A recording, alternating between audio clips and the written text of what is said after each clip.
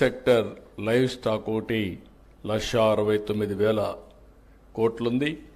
దీని తర్వాత హార్టికల్చర్ కూడా చాలా ఫాస్ట్గా గ్రో అవుతా ఉంది. మీరు ఒకసారి చూస్తే 18 లక్షల హెక్టార్లో హార్టికల్చర్ ఉంది. 1,55,000 కోట్ల రూపాయలు జిఎస్టిపి కాంట్రిబ్యూషన్ వస్తుంది. వ్యవసాయం దగ్గర ఇప్పుడు చేసేదే చూస్తే 50 లక్షల హెక్టార్లు వ్యవసాయం చేస్తారు. వాళ్ళ ఆదాయం 51,000 కోట్ల రూపాయలు జిఎస్టిపి కాంట్రిబ్యూషన్ ఉంది. 18 లక్షల కాంట్రిబ్యూషన్ 1,55,000 కోట్లు. 50 లక్షల హెక్టార్ల కాంట్రిబ్యూషన్ 51,000 కోట్ల కాంట్రిబ్యూషన్. అది చూసిన తర్వాత మొన్నే ఆదేశాలు ఇచ్చాను, డబల్ చేయమని.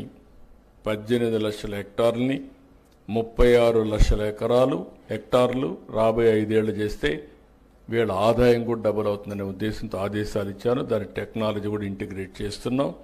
అవన్నీ చేస్తే చాలా వరకు ఉపయోగపడుతుంది. ఈరోజు ఇంకొక పక్క చూస్తే మీరు దేశంలో వ్యవసాయ రంగంలో ఫాస్ట్ గ్రోయింగ్ స్టేట్ ఆంధ్రప్రదేశ్. వ్యవసాయ రంగంలో మనం నెంబర్ 1, దాంట్లో సందేహం లేదు. అయితే ఇక్కడ వచ్చింది ఏంటంటే మీరు గుర్తుపెట్టుకోవాల్సిన 2 ఉన్నాయి.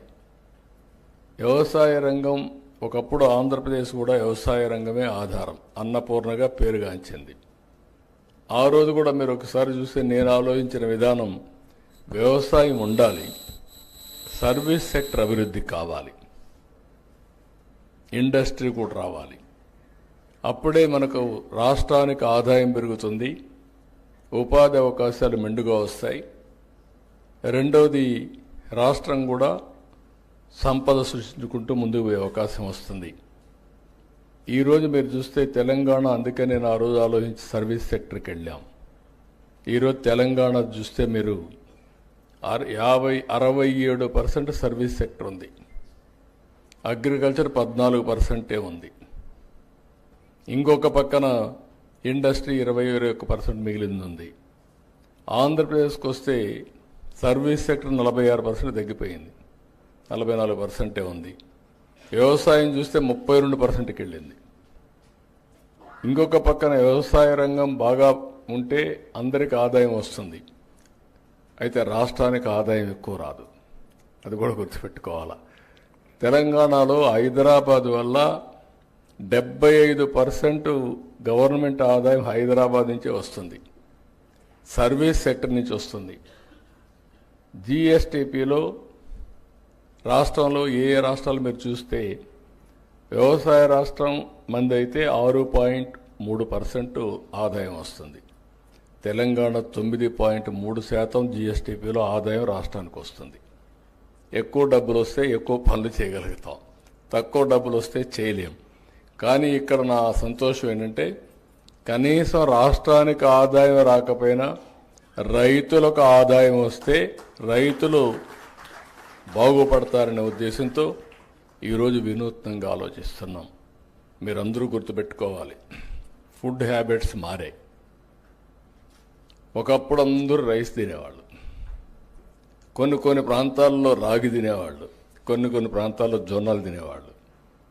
కానీ ఫస్ట్ టైం మన నాయకుడు ఎన్టీ రామారావు గారు వచ్చిన తర్వాత అందరికీ రైస్ ఇవ్వడం మొదలుపెట్టారు. 2 రూపాయల కేజీ బియ్యం వచ్చింది. కరువు ప్రాంతాల్లో అప్పుడప్పుడే రైస్ తినడం ప్రారంభించారు. కానీ ఈరోజు వచ్చిన పరిస్థితులు మారాయి. రైస్ ఎక్కువ తింటే డయాబెటీస్ వస్తుంది. ఫుడ్ హ్యాబిట్స్ దీనివల్ల మారిపోతున్నాయి. ఫుడ్ హ్యాబిట్స్ మీరందరూ కూడా గుర్తుపెట్టుకోవాల్సింది, మనిషి యొక్క ఆరోగ్యం మనం తినే తిండి పైన, మన అలవాట్ల పైన, లైఫ్ స్టైల్స్ పైన ఆధారపడుతుంది. అందుకే చాలా టెక్నాలజీస్ వచ్చాయి, అవన్నీ నేను మళ్ళీ మాట్లాడతాను. కానీ ఈరోజు ప్రపంచం మొత్తం ఆహారపు అలవాట్లు పెరిగి ప్రోటీన్ రిచ్ ఫుడ్కి వెళుతున్నారు. ప్రోటీన్ అంటే మీరంతా కూడా చికెన్, ఫిష్, లేకుంటే ఎగ్స్. మన మిత్రులు చెప్తున్నారు ఎగ్స్కి డిమాండ్ తగ్గిందని, కరెక్టే. కానీ ఎడ్యుకేషన్ కూడా అవసరం.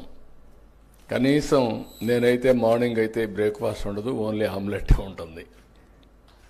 అది నా మొత్తం లైఫ్ స్టైల్లోనే మార్చుకున్నాం. ఈ విధంగా ప్రతి ఒక్కరు కూడా మార్చుకుంటున్నాం. ఒక పక్క ప్రోటీన్ అయిన తర్వాత ఇంకొక పక్క మీరు చూస్తే మిల్లెట్స్ ఇవన్నీ కూడా వస్తున్నాయి బ్యాలెన్సింగ్ కోసం. ఇంకొక పక్కన ఫ్రూట్స్ అండ్ వెజిటబుల్స్ బాగా పెరుగుతున్నాయి. ఈ విషయం కూడా గుర్తుపెట్టుకోవాలి. దీనివల్ల ఇప్పుడు మొత్తం ప్రపంచం అంతా కూడా హార్టికల్చర్కి ఎక్కువ ప్రాధాన్యత వచ్చింది. అందుకే నేను కూడా మొత్తం చేంజ్ చేస్తున్నాను. హార్టికల్చర్కి ఎక్కువ ప్రాధాన్యత ఇచ్చి ఈరోజు మీరు చూస్తే నేను లాంగ్ బ్యాక్ ఆనాటి ప్రధానమంత్రి గారిని కన్విన్స్ చేసి వాజ్పేయి గారిని మైక్రో ఇరిగేషన్ ఎట్టుండాలో నేను ఒక రిపోర్ట్ ఇచ్చాను. ఆ రిపోర్టే ఇప్పటికి కూడా మైక్రో ఇరిగేషన్కు ఒక బైబిల్ మారిగా ఒక భగవద్గీత మారిగా దాన్నే ఫాలో అవుతున్నారు. అందుకే నేను గర్వంగా చెప్పగలుగుతున్నా, ఈరోజు 5 సంవత్సరాలు ₹1 కూడా వీళ్ళు ఇవ్వలేదు. మళ్ళీ ఈ సంవత్సరం పికప్ చేశాం. దేశంలో మైక్రో ఇరిగేషన్కి నెంబర్ 1 రాష్ట్రం ఏదంటే దానికి చిరునామా ఆంధ్రప్రదేశ్. 16 లక్షల హెక్టార్లలో మైక్రో ఇరిగేషన్ పెట్టాం, ఆటోమేషన్ పెట్టాం. ఈరోజు మీరు మైక్రో ఇరిగేషన్ వచ్చినాక ఆటోమేషన్ వస్తే యాప్ ద్వారా ఎప్పుడు కావాలంటే అప్పుడు ఆన్ చేస్తారు. ఎంత టైం కావాలంత టైం నీళ్లు ఇస్తారు. అవసరమైతే నీళ్లు కరెక్ట్గా వెళ్ళే చెక్ చేసుకునే టెక్నాలజీస్ వచ్చేస్తున్నాయి. టోటల్ మెకనైజేషన్తో ముందుకు పోయే పరిస్థితికి వచ్చాం. ఇక్కడికి వచ్చినప్పుడు మళ్ళీ నేను అందుకనే అగ్రికల్చర్లో అలైడ్ ఇండస్ట్రీస్లో ఒక వినూత్నమైన ఆలోచనలు చేస్తున్నాం. ఇవి చేస్తూనే లాజికల్గా తీసుకుపోవడం కోసం మళ్ళీ ఫుడ్ ప్రాసెసింగ్ ఒక ప్రత్యేకమైన శ్రద్ధ పెట్టి ఒక సెక్రటరీని దానికి పెట్టాం. చిరంజీవులు ఇంతమంది హార్టికల్చర్ బాగా చేశాడు, ఆయన ఈరోజు ఇన్ఛార్జ్ పెట్టి దీన్ని కూడా ప్రాధాన్యత ఇచ్చామని చెప్పి కూడా నేను మీకు తెలియజేస్తున్నా. అయితే ఇక్కడికి మీరు వచ్చినప్పుడు నేను కొన్ని విషయాలు మీరు చూస్తే కొన్ని సమస్యలు కూడా ఇక్కడ నేను వచ్చినప్పుడు చూశాను. రాబోయేది టెక్నాలజీ యుగం. సమర్థత పెంచుకోవాలంటే అందరూ టెక్నాలజీతో ముందుకు పోవాల్సిన అవసరం ఉంది. ఈరోజు గవర్నమెంట్, నేను ఎప్పుడొచ్చిన టెక్నాలజీ గురించి మాట్లాడుతూ ఉంటాను. టెక్నాలజీ మాట్లాడకపోతే నా మీటింగ్ కూడా కంప్లీట్ కాదు. ఎందుకంటే మీలో అవేర్నెస్ రావాలి. దానికి నేను గర్వంగా చెప్పగలుగుతున్నా. ఈరోజు చాట్ జీపీటీ ఎక్కువ వాడేవాళ్ళు ఎవరున్నారంటే ఇండియన్స్, అందులో ఎక్కువ ఎవరున్నారంటే తెలుగు వాళ్ళు ఉన్నారు. దీనికి గర్వపడుతున్నారని చెప్పి మళ్ళీ తెలియజేస్తున్నా. ఏ కూడా అడాప్ట్ చేసుకుంటున్నాం. అందుకే ఈరోజు చూస్తే నేను వస్తానే రియల్ టైం గవర్నెన్స్ దీనికి ప్రాధాన్యత ఇచ్చాను. అన్ని డిపార్ట్మెంట్ డేటా అంతా తీసుకొస్తున్నాం. ఈరోజు ఆధార్ ఉంది, it is a game changer. ఇప్పుడు మీరందరూ ఇక్కడికి వచ్చారు, ఎవరు వచ్చారో చూసుకోవాలంటే వీడియోలు తీసేసి కంప్యూటర్లో పెడితే మీ పేర్లు వస్తాయి, మీ అడ్రస్లు వస్తాయి. That is the technology power. అందుకే ఆధార్కు biggest advantage authentication of every citizen. ఆంధ్రప్రదేశ్లో 5,20,00,000 మంది, 5,05,00,000 మంది దాకా ఉన్నారు. అందరినీ ఆధార్ అథెంటికేషన్ చేశాం. ఇండల్లో ఉండే చిన్న పిల్లలు కూడా, పుట్టిన పిల్లలు కూడా చైల్డ్ ఆధార్ పెట్టేశాం. ఇంకా 5 ఏళ్ళు అవుతానే రెగ్యులర్ ఆధార్ వచ్చేస్తుంది. ఇంకొక్క వ్యక్తి కూడా ఆంధ్రప్రదేశ్లో ఇల్లీగల్ మైగ్రేషన్ కానీ ఆధార్ లేకుండా ఉండే అవకాశం లేదు. రెండోది, ఆ ఇంట్లో ఎంతమంది ఉన్నారో ఆ 5 మందో 6 మందో ఒక ఇల్లు తీసుకొస్తున్నాం. ఆ ఇల్లు ఎక్కడుందో జియో ట్యాగింగ్ చేస్తున్నాం. రేపు ఎప్పుడన్నా వరదలు వస్తే, లేకుంటే ఎప్పుడన్నా విపత్తు వస్తే నేను మెడిసిన్ పంపించాలంటే కంప్యూటరైజ్ చేసి డ్రోన్ ద్వారా ఆ ఇంటి పైన పంపించి మీకు ఫోన్ చేసి చెప్పే పరిస్థితికి వస్తున్నాం. It is possible in technology. అదే సమయంలో అన్ని డిపార్ట్మెంట్లో ఇంటిగ్రేట్ చేసి రాష్ట్ర ప్రభుత్వం, కేంద్ర ప్రభుత్వం ఇచ్చే వెల్ఫేర్ అంతా బుక్ చేస్తున్నాం. సో దట్ ఏ ఫ్యామిలీకి ఎంత ఇస్తున్నాం, ఇంకా ఏమేం చేయాలి ఆ ఫ్యామిలీకి, ప్రతి ఒక్క కుటుంబానికి మెరుగైన జీవన ప్రమాణాలు రావాలంటే ఏం చేయాలనో ఈ ఎక్సర్సైజ్ కూడా చేస్తున్నాం. ఇంకొక పక్కన మీరు ఒకసారి చూస్తే ప్రపంచంలో నాలెడ్జ్ ఎంత ఉంది. బిల్ గేట్స్తో గేట్స్ అండ్ మెలండా ఫౌండేషన్తో ఒక ప్రాజెక్ట్ చేస్తున్నాం.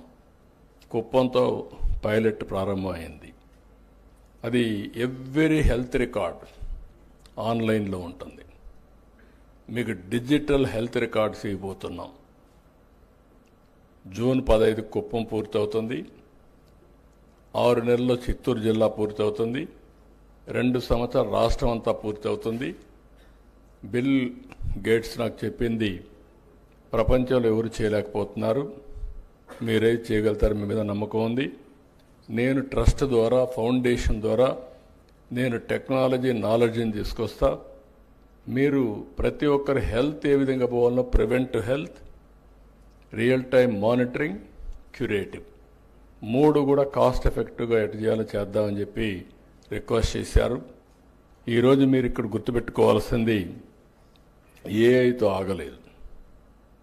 ఒకప్పుడు నేను ఏఐ మాట్లాడాను, ఇప్పుడు క్వాంటమ్ వ్యాలీకి వెళ్ళాను. క్వాంటమ్ కంప్యూటింగ్ అంటే సూపర్ కంప్యూటర్ కంటే ఇంకా ఫాస్ట్గా కంప్యూట్ చేసేది గేమ్ చేంజర్ క్వాంటమ్ కంప్యూటింగ్ అని చెప్పి నేను మీకు తెలియజేస్తున్నా. అదే మొన్న చెప్పాను ప్రధానమంత్రి గారు వచ్చినప్పుడు.